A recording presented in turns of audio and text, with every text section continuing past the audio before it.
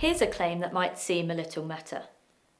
Contentment is found in appreciating the relationship between your moment and eternity.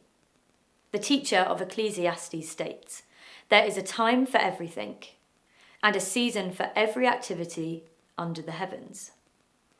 We follow this with the most famous poem ever written on time. It speaks of the time for a range of things: birth and death, killing and healing, war and peace.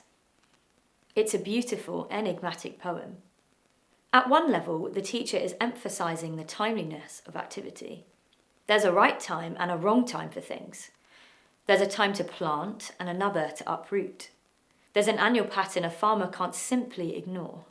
They must obey its rhythms. We follow patterns in the way we dress. Wearing a bikini in the winter chill isn't timely, nor is a bobble hat in July. For each, there is a time and a season. This principle can be extended too. It's not timely, for example, to speak in an exam, or to laugh at a funeral, or to refuse to dance at a wedding reception. No, wisdom requires us to discern our time. The right thing at the wrong time is the wrong thing. We may imagine that the world is a blank canvas upon which we can do anything we want. The teacher replies, no. We must dance to many tunes, and most are not of our making. To refuse to factor in the constraints of timeliness is to set ourselves up for frustration. Yet the principle of timeliness is frustrating in other ways too. Sometimes we'll devote ourselves to one timely action, only later to have to undo it. For example, says the teacher, there's a time to scatter stones and a time to gather them. Now, you might scatter stones as an invading army approached. It's hard for invaders to ride through a field full of scattered stones. Yet you'd always hope there'd be a time to gather the stones back in. With the enemy successfully repelled, you could plough your field again. Now, in that case, in a sense, the effort of scattering stones would have nothing lasting to show for it. And you'd never know whether you might one day need to re-scatter the stones all over again. Very little we do is irreversible. Most of it can be undone again. And that's because the times are so unpredictable.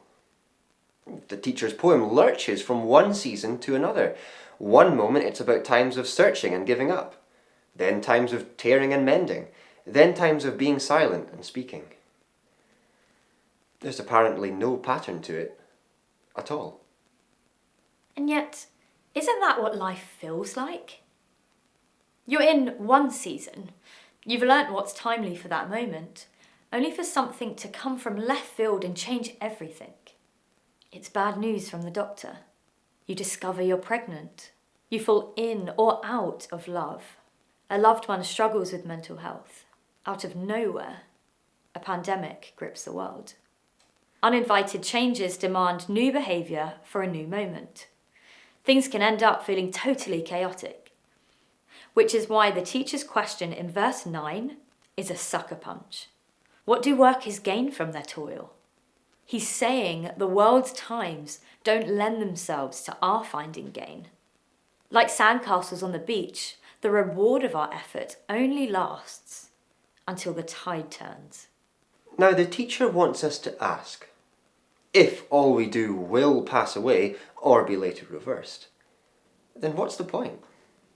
If, as the atheist philosopher Bertrand Russell put it, all the labours of the ages are destined to extinction, then why should we bother with anything at all? Yet the teacher isn't entirely pessimistic.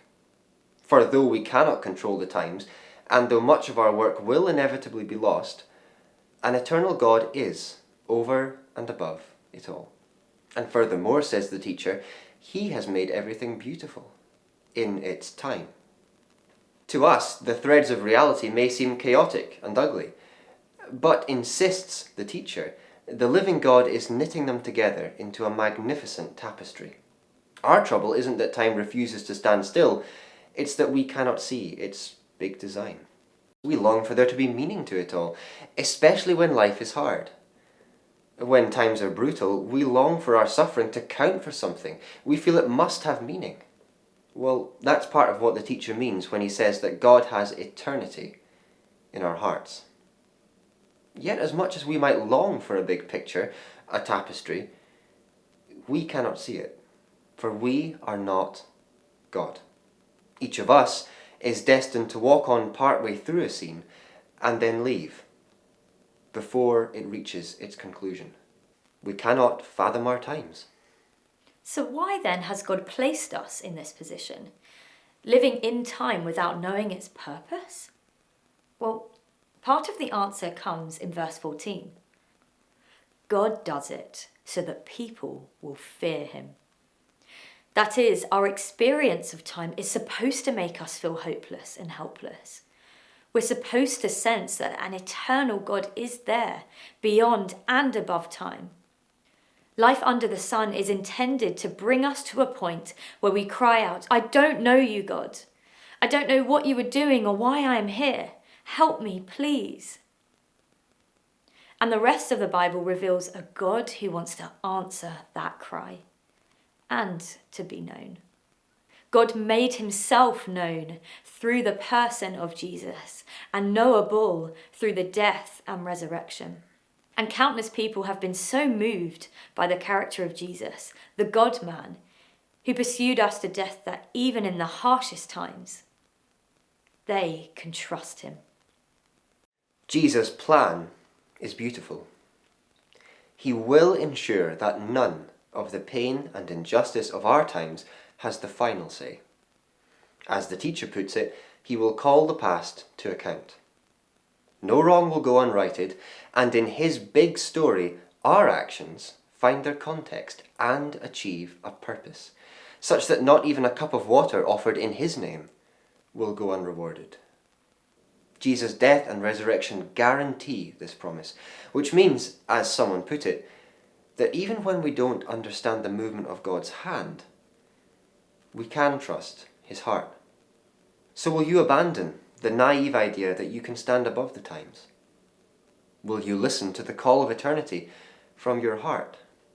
And will you find contentment in your moment in time, trusting the God outside of time who has placed you in his story and who loves you eternally?